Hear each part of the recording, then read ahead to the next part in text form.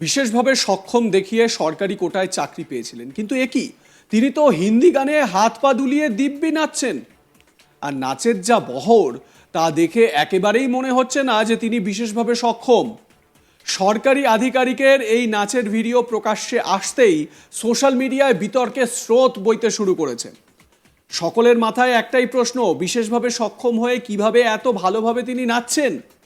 এই ঘটনা 2023 সালের ব্যাচের শিক্ষানবিশ 2023 ব্যাচের শিক্ষানবিশ আমলা পূজা খেটকারের কথা মনে করিয়ে দিয়েছে।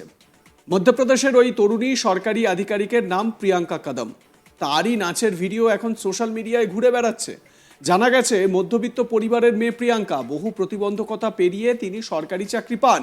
2022 সালে মধ্যপ্রদেশ পাবলিক সার্ভিসের রাজ্য পরিষেবা পরীক্ষায় পাশ করে তিনি চাকরি পান। বর্তমানে তিনি উজ্জয়নের ট্রেজারি এবং অ্যাকাউন্টস বিভাগে সরকারি অডিট অফিসার হিসেবে নিযুক্ত। অভিযোগ, নিজেকে বিশেষভাবে সক্ষম দেখিয়ে প্রতিবন্ধী কোটায় সরকারি চাকরি পেয়েছিলেন। তার যে নাচের ভিডিও প্রকাশ্যে এসেছে, আপনাদের দেখাই, তাহলেই বুঝবেন কেমন বিশেষভাবে সক্ষম তিনি। मेरा नाम प्रियंका कदम है और अभी मध्य प्रदेश लोक सेवा आयोग की 2022 की परीक्षा में मेरा चयन डिस्ट्रिक्ट एक्साइज ऑफिसर के पद पर हुआ है जी। मेंस में मेरे इसमें अच्छे नंबर रहे, मेरे 726.75 नंबर है और इसके साथ ही इंटरव्यू में रायकवार सर का बोर्ड था, मुझे 92 मार्क्स मिले हैं। ऐसे टोटल मिला के मुझे 818.75 मार्क्स मिले टोटल जी। हाँ, ये बहुत ही थोड़ा सा कंट्रोवर्शियल प्रतीत हो रहा है, ऐसा हमें लगता है। एक्चुअली हमारी मानसिकता है कि हम दिव्यांग व्यक्ति को इसकी लाठी से या व्हील चेयर पे बैठा हो या वो लंगड़ा चलता हुआ दिखाई दे तो ही हम मानते हैं। ये हमारी मानसिकता है हमारे समाज की। और जो लोग प्रश्न उठा रहे हैं वो भी सही उठा रहे हैं, क्योंकि मुझे ऐसा लगता है कि यदि मेरे जैसी सामान्य लड़की जो एक किराए के घर में पापा की मजदूरी करके, मम्मी की सिलाई करके, यदि वो इस पद तक पहुंच सकती है तो मतलब, और मेरे कहीं से और भी मित्र हैं जिनका मैंने अपने आंखों से देखा है कि उन्होंने किसी परिस्थिति में सिलेक्शन लिया, तो मुझे लगता है कि यदि मेरे जैसी लड़की जो दिव्यांग होकर, जिसके पैरों में इतनी प्रॉब्लम है, घर से इकोनॉमिकली जो इतनी वीक है, उसके बावजूद वो इस पद पर पहुंच सकती है, तो यदि मैं कर सकती हूँ तो सब लोग कर सकते हैं। तो मुझे लगता है कि ये जो मेरी डिसेबिलिटी है ये परमानेंट नहीं है। मैं नॉर्मली लड़की रही हूँ और मैंने जनरल कोटे में अपना फर्स्ट अटेम्प्ट में यूपीएससी भी निकाला था, लेकिन बाद में जो मेरा एक्सीडेंट हुआ था दिल्ली में, मैं बाथरूम में गिर गई थी, तो जो नल पूरे मेरी बॉडी को पूरा इंजर्ड कर दिया था, मेरी बैक को पूरे घुस गए थे नल, तो मैं मांस फट चुका था पूरी तरह से। 1 साल तक मैं एडमिट रही थी हॉस्पिटल में, पूरा मतलब मेरा ट्रीटमेंट चलता रहा। फिर उसके बाद में अचानक से मुझे दर्द उठा मेरे पैरों में और 2-3 महीने फिर मेरी फिजियोथेरेपी, मेरा ट्रीटमेंट चलता रहा। और उसके बाद में मुझे पता चला कि MRI हुई थी मेरी 2019 में जनवरी में, तो मुझे पता चला कि मेरे जो कुल्हे की दोनों हड्डियां हैं वो पूरी तरह से डैमेज हो चुकी है, स्टेज 3 में पहुंच चुकी है।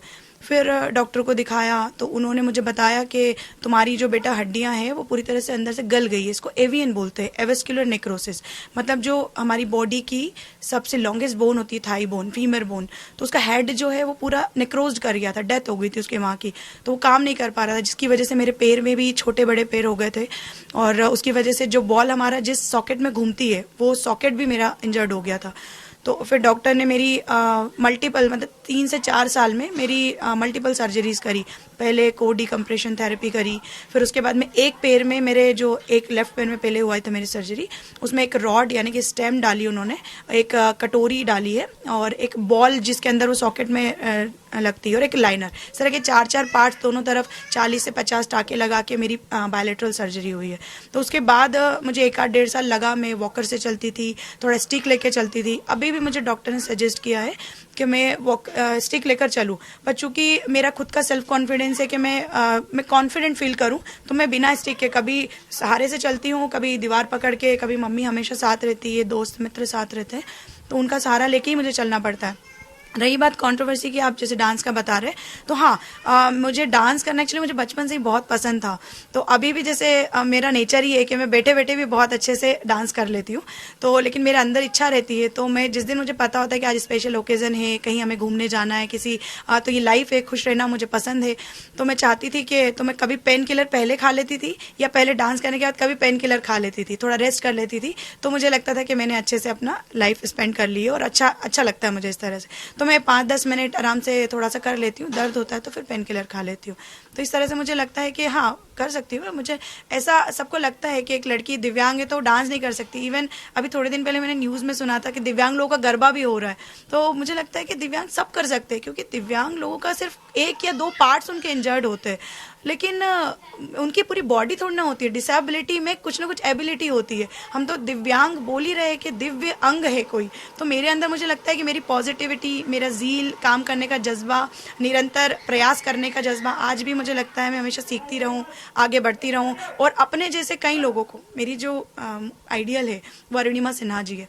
तो अरुणिमा सिन्हा मुझे लगता है जब वो, उनका एक पैर नहीं है, दोनों पैर कट गए ट्रेन एक्सीडेंट में, यदि वो इस मुकाम पे पहुंच सकती है तो मेरे तो फिर कुछ इम्प्लांट्स डले हैं, मैं क्यों नहीं कुछ कर सकती।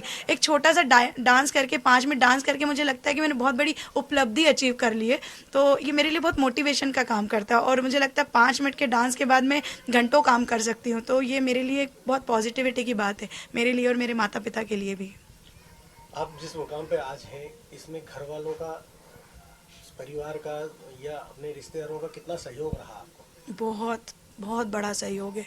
मतलब हम दोनों बहनें ही हैं। जब हमारा जन्म हुआ था तो बेटियों को बहुत ज़्यादा उस समय पे नहीं वर्थफुल होता था, तो फिर भी उसके बावजूद पापा ने, मम्मी ने हमारे मजदूरी करके, मम्मी ने सिलाई करके, मेरी सिस्टर ने पार्लर चला के मेरी फ़ीस भरी है, मुझे दिल्ली तक पढ़ाई के लिए भेजा है। आज भी वो मुझे सपोर्ट ही कर रहे हैं।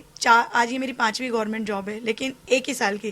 कहने के लिए जॉब बहुत सारी लग चुकी है, लेकिन अभी भी फाइनेंशियली मेरे पास प्रॉपर सैलरी नहीं आई है, क्योंकि एक जॉब छोड़ना, उसकी ट्रेनिंग लेना, फिर 1 मंथ की सैलरी डिपॉजिट करके दूसरे में जाना, तो अभी तक हाथ में वो इंडिपेंडेंस तो कुछ आई नहीं है। तो घर वाले आज भी, मैं उन्हीं के भरोसे ही हूँ, मैं अभी भी उन पर ही डिपेंडेंट हूँ।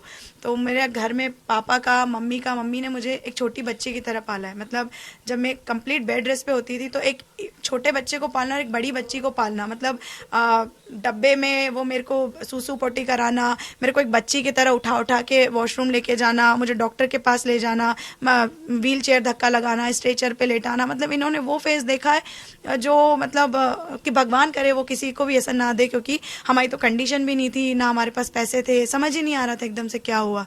तो उस कंडीशन में घर वालों ने संभाला, परिवारजनों ने संभाला, हमारे सब लोग परिवारजन हैं, मेरी सिस्टर है, सब लोगों ने, दोस्तों ने भी बहुत सहयोग करा, मेरे दोस्त हर चीज़ में सहयोग करा। आज उनके सहयोग से, उनके गुरुजनों के मार्गदर्शन से उन्होंने कहा प्रियंका तुम कर सकती हो, तुमको घबराना नहीं है। तो मुझे लगता है जब मेरे साथ इतने लोग मोटिवेट करने वाले, मुझे हेल्प करने वाले, तो फिर मैं कैसे पीछे रह सकती हूँ। और मुझे तो अब इनके साथ साथ कई और लोगों को मैं बोलना चाहती हूँ कि घबराने की कोई ज़रूरत ही नहीं है। हम लोग दिव्यांग है, हमारे अंदर कोई एक अंग हमारा बाधित है, लेकिन उसके अलावा हमारे अंदर बहुत सारी पावर है, हमारी विल पावर, हमारी शक्ति ऐसी होनी चाहिए, हम कुछ भी कर सकते हैं, कुछ भी कर सकते हैं। अभी आपने बताया कि आपको 3, 4, 5 बीच में सारी जगह अलग अलग जगह पे अपॉइंट हुए हैं जी। क्या कहाँ पे आपकी वो मिली आपको? जी, पहली जॉब मेरी लगी थी आईबी में, इंटेलिजेंस ब्यूरो में, एमटीएस की जॉब पे, लेकिन वहाँ पे मेरा जो फाइनल सिलेक्शन हुआ था उसमें मेरे कुछ दस्तावेजों में कमी रह गई थी, तो उस वजह से मेरा वहाँ पे ज्वाइनिंग नहीं हो पाई थी। फिर उसके बाद दूसरी जॉब मेरी कर्नाटक हुबली में लगी थी, ईपीएफओ में। तो ईपीएफओ सेंट्रल गवर्नमेंट, मैंने वो ज्वाइन किया था, वहाँ पे 15-20 दिन रह के आई थी। पर चूँकि मैं अकेली वहाँ के, और कोई केयर टेकर नहीं था, मैं अकेली पड़ गई थी, मेरी बहन मुझे ज्वाइन करवाने के लिए लेके गई थी, तो वहाँ पे भी फिर मुझे आना पड़ा वहाँ से। फिर इस बीच में मेरी जनपद पंचायत में सहायक विकास विस्तार अधिकारी के पद पे ज्वाइन करा मैंने। 8 महीने मैंने वहाँ पे जॉब किया, और अभी 2021 की जो पीएससी है उससे मेरा चयन असिस्टेंट ऑडिट ऑफिसर की पोस्ट पे हुआ है वित्त विभाग में। तो मैं अभी वहीं पे कार्यरत हूँ और उसी से संबंधित मेरी भोपाल में ट्रेनिंग चल रही है। और अभी फिर ये खुशी की बात है कि माननीय बोर्ड द्वारा मुझे ये पद दिया और इतने सामान्य पद पर मैं चयनित हुई हूँ। तो उस पर सवाल उठाए जा रहे हैं, इसको लेकर आप क्या कहना चाहते हैं? इसमें मेरा रिएक्शन खुशी का भी है और दुर्भाग्यवश थोड़ा सा चिंतनीय भी है। एक्चुअली जिन्होंने भी जिस तरह की यदि वो बातें उठा रहे हैं, तो मैं खुश हूँ इस बात से कि वो क्वेश्चन उठा रहे हैं। कम से कम आज हमारा देश इतना आगे बढ़ रहा है कि वो जानने का इच्छुक है। सही बात है, व्यक्ति एक हमको इस तरह से दिखता है तो प्रश्न उठाना बनता है, इससे समझ आता है कि देश आगे बढ़ रहा है। तो मैं खुश हूँ यदि हमारे यहाँ पे इतने जागरूक लोग हैं और वो इस तरह से प्रश्न उठा रहे हैं, तो बिल्कुल सही है। ये मेरे लिए बहुत अच्छी बात है, क्योंकि मेरा जेन्युइन मैटर है, तो मैं तो क्लियर हूँ, तो मुझे किसी डर की की बात नहीं है, मेरे परिवारजन, मेरे गुरुजन सब मेरे साथ में है। और यदि किसी ने सच में गलत करके गलत सर्टिफिकेट लगा के या गलत तरीके से इस पर अपना जॉब ली है तो बिल्कुल उन पर कार्रवाई होनी चाहिए, और किसी भी तरह की जांच होती है तो मैं उसके लिए पूरी तरह से तैयार हूँ। और जो भी यदि मुझे कोई ट्रोल कर रहे हैं नेगेटिव तरीके से, तो मैं उनको आमंत्रित भी करना चाहूँगी कि आप मुझसे मिलिए, मेरे घर आइए, मैं आपको चाय पे निमंत्रित करना चाहूँगी कि आप पूरा पक्ष जानिए, क्योंकि सच्चाई क्या है आप आधा पक्ष सुन के जज नहीं कर सकते। आप मेरे साथ आइए, घर आइए, आप मेरी रिपोर्ट्स देखिए, मेरे माता पिता से मिलिए, मेरा संघर्ष जानिए। आप मुझसे डायरेक्टली बात करेंगे तो आप शायद सच्चाई तक पहुंच सकते हैं। तो मैं उनसे यही निवेदन करना चाहूँगी कि आप पूरी सच्चाई को जानें, और इस तरह की फेक न्यूज़ या किसी के बारे में नेगेटिविटी या ट्रोल करने से अच्छा है कि आप सच्चाई तक जाने का प्रयास करें। ये मेरा कहना है इस पर। जी, मेरा नाम प्रियंका कदम है।